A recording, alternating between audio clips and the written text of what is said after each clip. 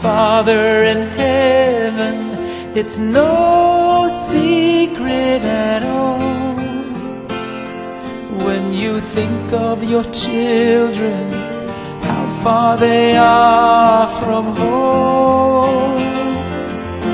Two tender tears fall from your eyes, and your cries shake the world. Cannot bear to see you this way. Shalom Aleichem, Shalom Achim, Haverim, Shalom Beni. Estamos mais uma vez aqui com o programa Miav Leben, programa de pai para filho. E hoje continuando a Parashá Hashavua da semana, a Parashá Vayetze, ok? E hoje nós estaremos falando sobre a sexta aliyá, ou a sexta leitura, ok? E vamos lá então, né? Tem muita coisa boa para a gente discutir, para a gente aprender. Eu estou aqui lendo a Torá, a Arelinha está ali na cama, escutando, né? Nós está brincando ali, mas está escutando, e nós então estaremos aqui falando um pouco mais sobre a Torá. Bem, antes de fazermos, vamos fazer a brachá então, né? Baruch atah Adonai, Eloheinu melech haolam, asher bachar banu mikol hamim, venata lanu et torato, Baruch atah Adonai, noten haTorá, bendito sejas tu, eterno nosso Deus, Rei do Universo, que nos escolheste dentre todos os povos e nos destes a tua Torá, bendito sejas tu, eterno, que nos destes a tua Torá. Amém.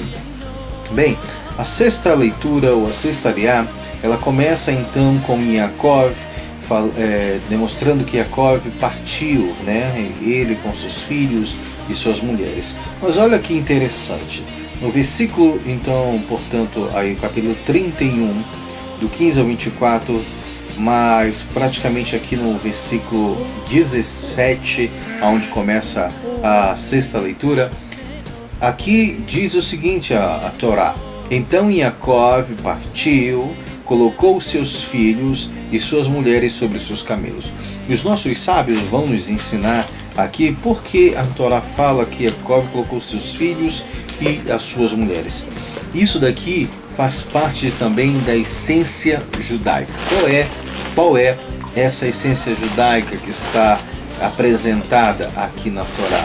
É que os filhos, para todo judeu, é muito importante, né? Essa é a essência do judeu. Muitas vezes nós, quando planejamos casar, planejamos constituir uma família, ter filhos, ou até planejar os filhos são planejados de uma maneira muito especial.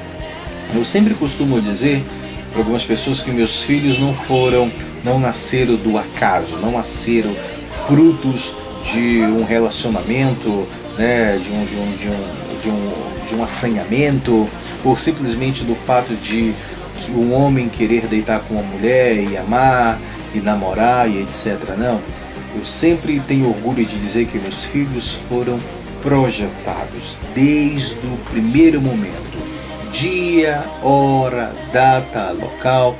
Então isso faz parte da essência judaica, né? Porque o pai Yaakov diz o seguinte, nossos sábios, eu vou ler aqui um pouco para que vocês possam entender qual é a verdadeira essência do judaísmo com relação a filhos. Olha o que ele diz: então Yaakov partiu rumo à pátria prometida, ele voltava para a casa dele, o lugar em que ele cumpriria a ordem de Deus de transformar o mundo físico em seu lar. Então, qual é a verdadeira missão do Yehud, ou do Yehudim? É fazer da terra um lugar, uma morada para Deus. Essa história, essa filosofia, essa ideologia de dizer que nós devemos viver apenas o espiritual e nos desligarmos do material, isso é um tipo de pensamento e filosofia que é contrário ao judaísmo. Por quê? Porque no judaísmo nós não devemos, Deus não quer que nós nos desliguemos do material, tá? Deus acaba trabalhando, movendo e fazendo a vontade dele neste mundo material. É por isso que ele fez Adão e Eva com corpos físicos, com necessidades físicas, fisiológicas. Então a maior missão do ser humano ou do povo Yehudim é fazer deste local da terra uma morada para Deus. Então isso só iria se cumprir quando Yaakov voltasse para Eretz Israel, para a terra santa, para a terra sagrada, a terra de Israel. Então ele fala aqui, os nossos sábios dizem que Yaakov desejava demonstrar que a principal razão da sua ida até Padan Aram era justamente o casamento com as suas mulheres, que tem como objetivo principal gerar filhos, que justificassem, então, portanto, a sua missão divina. Portanto, embora, diz aqui as normas de etiqueta e de preocupação de ensinar os filhos a honrar os pais tivessem que Yaakov devia pôr as suas mulheres à frente, aqui a Torá, justamente nossos sábios nos ensinam que ele colocou primeiro os filhos à frente e as suas mulheres com os camelos atrás. Olha só, filhos à frente, mulheres em segundo plano e os camelos, que é o trabalho, que é os bens materiais, em segundo plano. A gente vai aprender mais lá na frente, outra Sefer Torá, sobre as tribos que ficaram do outro lado da margem do Yarden, e Moshe censurando eles porque eles preferiram colocar o gado na frente das suas famílias, quando eles disseram que a terra era boa para gado, então nós assentaremos nossos filhos com nossas mulheres. Moshe repreendeu eles a forma que não estava correta de colocar as prioridades. Aqui nós vemos a essência do pai Yaakov, mostrando justamente qual é a prioridade. Então é os filhos, é ensinar. Nós viemos a esse mundo para sermos pais, para sermos mães e para educarmos os nossos filhos, os nossos netos a seguirem a Torá. Ok? Então aqui, olha que lindo essa mensagem que o pai Yaakov vem trazer para a gente. A Torá só diz: então Yaakov partiu, colocou os seus filhos, suas mulheres sobre os camelos. Então os filhos sempre vêm em primeiro lugar, né, Arielinha? Então os filhos são prioridade. Então aqui prova o que a gente deve fazer: gerar filhos com responsabilidade, gerar filhos não como fruto do acaso, como fruto do assanhamento, da união entre o homem e uma mulher, mas sem gerar filhos com o quê? Com responsabilidade, com amor, para ensinar. Os nossos sábios dizem que Deus escolheu Avraham Avinu, escolheu o pai Avraham porque ele era pai, porque ele queria ser pai. E a gente vê novamente isso aflorando, essa essência sendo aflorada aonde? No pai Yaakov, que viajou, fez uma longa jornada justamente para casar, mas com o objetivo de gerar filhos, para que esses filhos pudessem cumprir a missão divina. Ok? Né, Ariela? Certo? Amém. Baruch Hashem. Então a Arielinha está aqui também com a gente estudando, né, Ariela? Bem, ele conduziu todo o seu rebanho, começa em seguida, ele continua aqui a explicação no versículo 18, ele conduziu todo o seu rebanho com todos os bens que acumulara e adquiria, e que tinha adquirido. Então ele estava retornando a Eretz Israel, a terra sagrada, e ao seu pai Yitzhak. Bem, nesse interim, Lavan tosqueava suas ovelhas, dizia que ele estava pastando as ovelhas há 3 dias de viagem, e aí Yaakov aproveitou essa oportunidade para quê? Para fugir, Então aqui demonstra o seguinte, que a primeira oportunidade que você tem de sair de um meio que não condiz com a Torá, saia, fuja, se eu não me engano, Mishlei disse que uma das coisas que o eterno Hashem ele não suporta os pés que correm para o mal. Nesse caso, nós aprendemos que o pai Yaakov estava correndo, mas não para fazer o mal, Deus não permita, mas para cumprir mitzvot, para voltar a Eretz Israel e fazer novamente, concluir o propósito divino de Deus para a vida dele. Isso, então o que foi que ele fez, Ariela? Ele saiu correndo e foi embora. A primeira oportunidade que ele teve de sair do meio não judaico, do meio onde era desprovido da sabedoria da Torá, ele foi embora. né? Yaakov então, portanto, diz aqui a Torá que ele ludibriou Lavan, o arameu, não lhe dizendo que fugiria. Então ele aproveitou e fugiu com toda a família dele, né? E ele foi até ali, atravessou o rio Eufrates e dirigiu-se até o monte Gilead, né? E aí no terceiro dia depois, conta a Torá que Lavan foi informado que ele tinha fugido. Aí Lavan vem então, portanto, aí com seus filhos e tenta alcançar ele até o monte Gilead, né? E a caminho, se eu não me engano, de 7 dias ele percorreu até isso mesmo, até chegar a encontrar Lavan. Mas olha outra coisa interessante que nós aprendemos aqui. No versículo 24 ele diz: Deus apareceu a Lavan, o arameu, em um sonho. Naquela noite, disse-lhe: guarda-te de falar a Yaakov, seja bem ou mal. Por que a Torá fala isso, bem ou mal? Por que, Arialinha? Os nossos sábios nos ensinam que até a palavra que parece ser boa do iníquo é mal. Ou seja, a pessoa às vezes quer proferir uma palavra boa, aquela pessoa que é ruim, aquela pessoa que é má, até algo que pareça ser bom que saia da boca dela, Deus considera isso como sendo mal. E Deus tomava conta de Yaakov como a menina dos olhos, de uma forma tão preciosa que Deus alertou a Lavan em dizer que alertou a Lavan que ele não falasse nem bem nem mal, ou seja, eu não quero que você fale nada para ele. Tome muito cuidado no que você for falar a Yaakov, né? E aí eu vim contando então que Lavan alcançou, né, Yaakov, e onde Yaakov já tinha armado a sua tenda no monte, e Lavan com seus parentes então montou o acampamento em Gileade e estiveram lá. E a história continua com Lavan, né, que disse a Yaakov: o que fizeste? Porque tu me ludibriastes e conduziste as minhas filhas como prisioneiras de guerra, né? E aí Lavan vem cheio de moral, cheio de autorrazão, querendo discutir com Yaakov ainda, né, dizendo que ele tinha agido de forma errada. E outra coisa, versículo 27 ele fala: por que fugiste? Né, de repente, enganando-me, dizendo sem nada. Ora, ele fala: eu te despediria com júbilo e cântico, com tambor e lira. Aqui, os nossos sábios vão dizer que Lavan queria dizer que ia se alegrar com a saída de Yaakov. Isso era uma mentira, porque com certeza ele sofreu. Se ele fosse mandar com tambor, com lira, com cântico: oh, Yaakov está indo embora. Quem é que consegue se despedir de alguém que trouxe tanta bênção para sua casa, para sua família, para sua terra, vai ficar feliz de que a pessoa vai embora? Ninguém.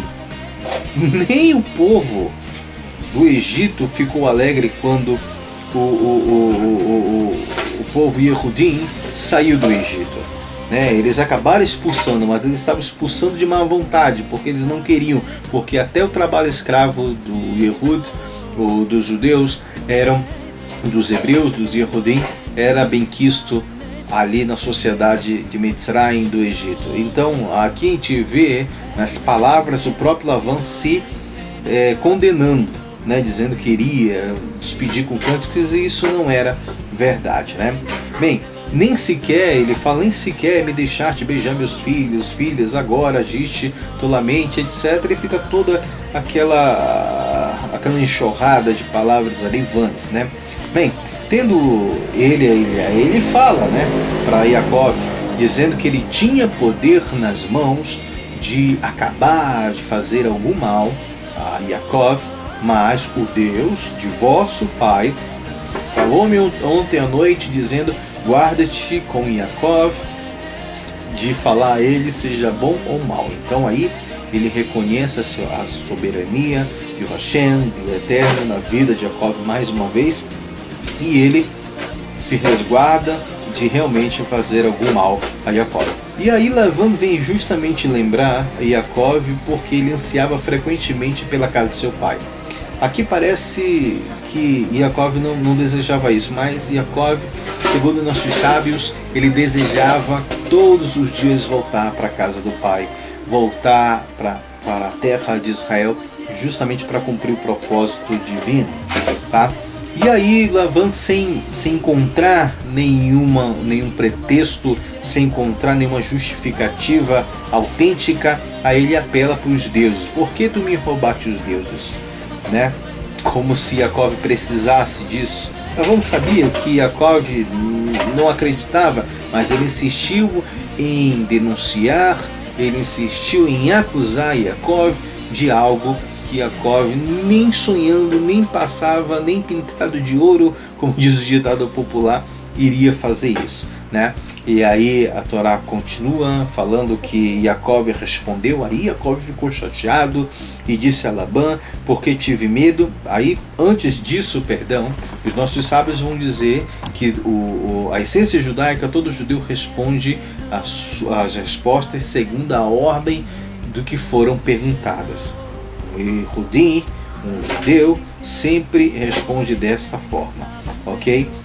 Então ele começa explicando porque eu tive medo, porque eu pensei que tu poderias tirar minhas filhas, as tuas filhas de mim à força. Fica chateado nesse momento e rebate a acusação de Lavan e diz: qualquer um daqueles com que for encontrado os teus deuses não viverá. Na presença de nossos parentes, ele fala: identifica aqui, portanto, se você encontra alguma coisa que é teu comigo. Aí nesse momento Yaakov começa a soltar, na realidade, tudo aquilo que ele tinha guardado com respeito, né, durante o tempo que ele passou na casa de Lavan. O Lavan, ele acaba entrando nas tendas e procurando e fuçando ali para saber onde é que estavam os deuses. E aí a Torá vai dizer que ele entrou na tenda de Leia, e depois ele entrou na tenda de Rachel. E aí ele volta depois a entrar na tenda de Rachel, e Rachel tinha furtado os ídolos do pai e colocando debaixo ali da sela do camelo na tenda, né? E aí dá aquela desculpa dizendo que ela não poderia se levantar porque ela estava no período de Nidá, naquele período em que as mulheres têm, ela não poderia se levantar, e ele acabou não descobrindo. Só que os nossos sábios vão ensinar que Rachel levou e furtou os deuses do pai com o objetivo de fazer com que o pai não adorasse mais esses ídolos.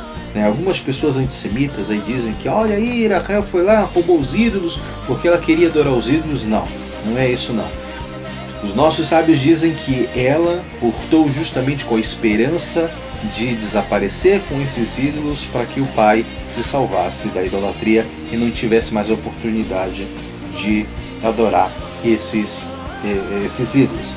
E aí a Torá é bem explícita nesse momento, quando ela fala que Yaakov enfureceu-se, né? Discutiu sua queixa com Lavan.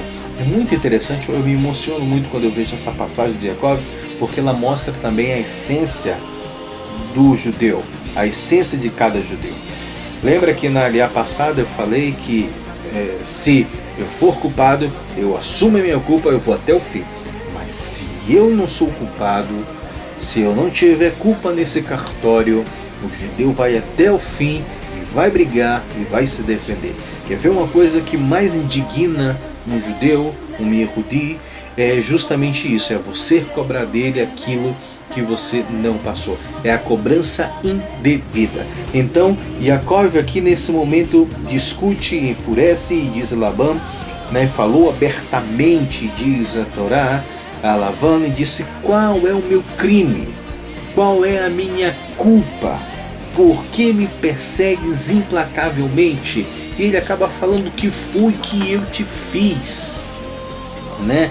Vê, vasculha os meus pertences, o que achaste de todos os objetos da tua casa, coloca aqui, vamos no preto e no branco, né? Vamos mostrar agora, vamos discutir preto no branco, toma lá da cá, vamos mostrar agora, à frente dos meus parentes, dos teus parentes, e eles julguem então essa disputa entre nós dois. Yaakov nesse momento estava tão indignado, que isso é de se esperar, porque isso é a essência do judeu.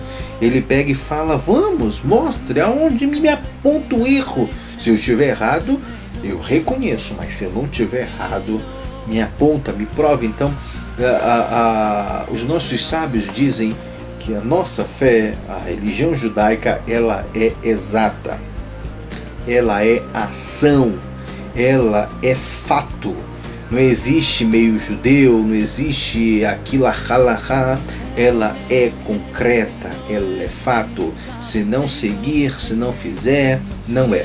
Eu me lembro uma certa vez, um amigo Yehudi, um amigo judeu, a gente conversando, e ele não era 100% cachê, e ele virou para mim e disse: Baru, a tua cozinha é cachê?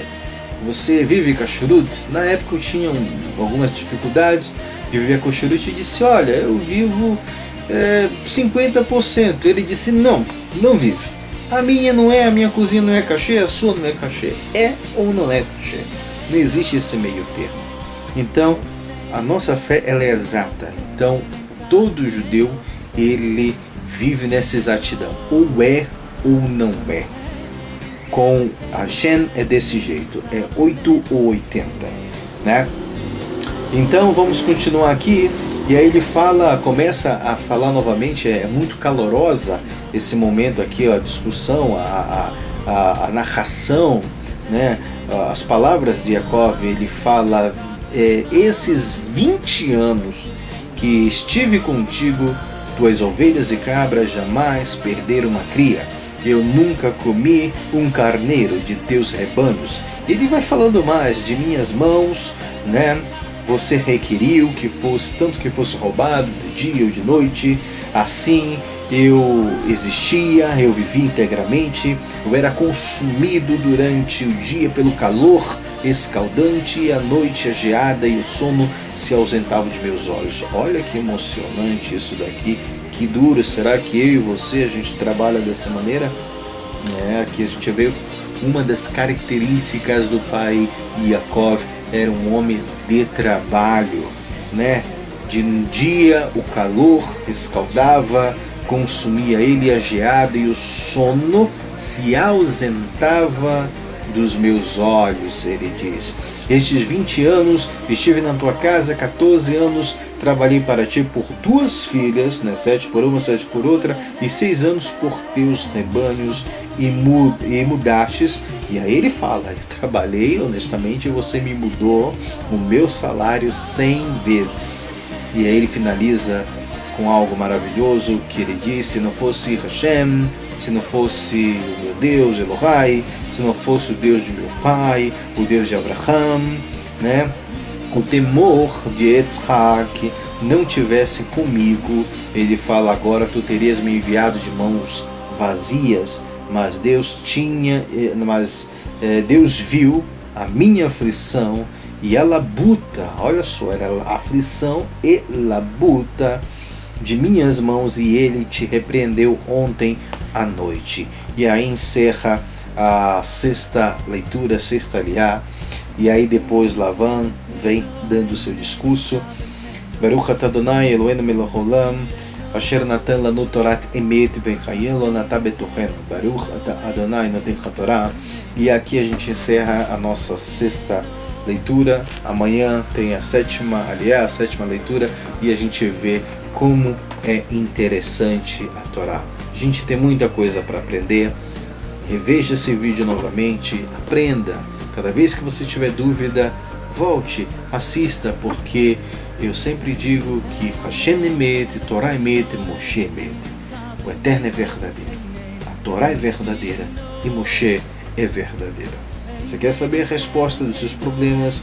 Quer saber a resposta da vida, da adolescência, da juventude, da fase adulta? A resposta está na Torá. Ok? Shalom Aleichem, Lechitraot.